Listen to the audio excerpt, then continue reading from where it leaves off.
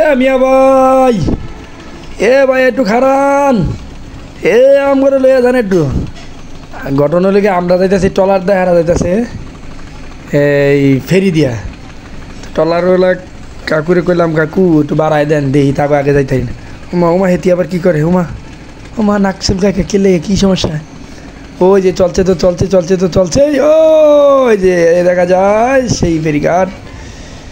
এখানটাতে আছে আবু সাইদ, এই যে তাহিদ, এই যে নাচ দে, নাচ দে, নাচ দে, নাচ তাহিদে নাচছে রে।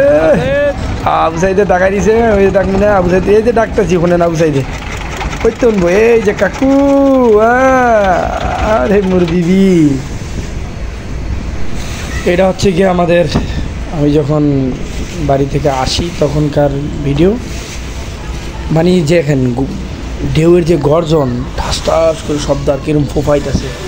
এখানে বড় একটা কার্গো যাইতেছে, এটা হলো আর এই যে গ্রুপ, বিশাল বড় কার্গো। এটাকেও আমি ক্যামেরা বন্দি করে ফেললাম।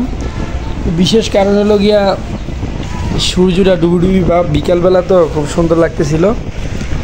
পেলাম না একটু এই চিত্রটা দেখে, না সুন্দর একদম, মনে একটু পরেই সূর্য ডুবি হবে। তো আমি চেষ্টা করতেছিলাম না একটু রেকর্ড করে রাখি আর কি ভিডিওটা, তো সেই জন্য মূলত ভিডিওটা করা। তো খুব ভালো লাগে আমার কাছে আর কি, বিষ্ণুন্দী ফেরিঘাটে যখনই যাই একটু না একটু ভিডিও করে দেখি, মনোরম পরিবেশ। আসলে ওখানে গেলে যদি ট্রলারটা একটু ঘুরন যায় ভালো লাগে।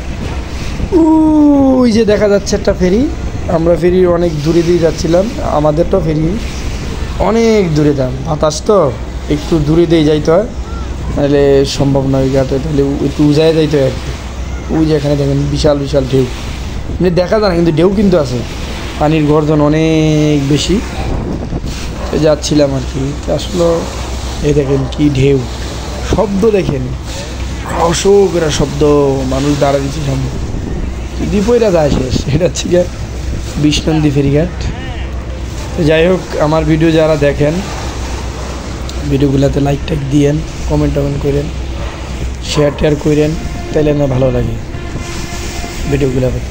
এই পদ্মা, এই মেঘনা, এই যমুনা সুরমা নদী তটে,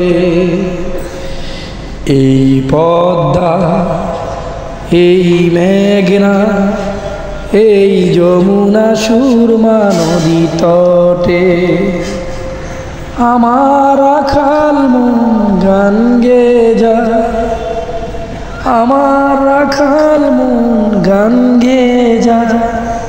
এ আমার দেশ, এ আমার প্রেম, কত আনন্দ বেদনায় মিলন বিরহ সংকটে, কত আনন্দ বেদনায় মিলন বিরহ সংকটে।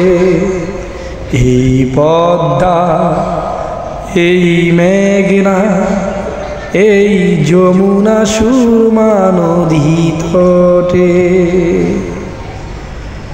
নদীমাতৃক দেশ আমাদের এই বাংলাদেশ।